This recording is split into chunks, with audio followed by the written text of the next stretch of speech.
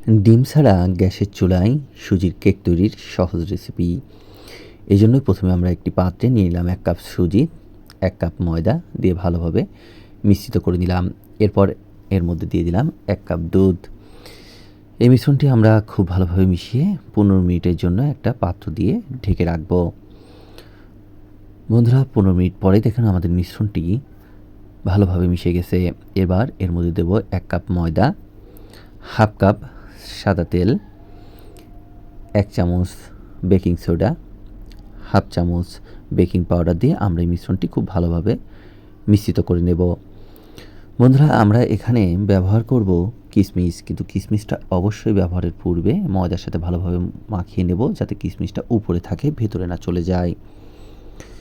এবার আমরা যে পাত্রে কেকটি তৈরি করব সেই পাত্রে সাদা তেল দিয়ে ভালোভাবে মাখিয়ে নেব।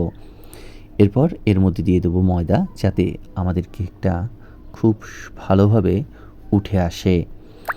এবার আমরা নিয়ে নিয়েছি ননস্টিক প্যান।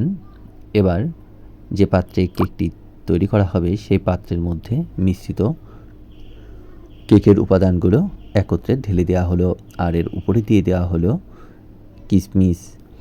দেখেন কিশমিশগুলো কিন্তু ভেতরে চলে যায়নি। এবার আমরা ঢাকনা দিয়ে ঢেকে দিলাম এবং গ্যাসের চুলাটি জ্বালিয়ে দিলাম।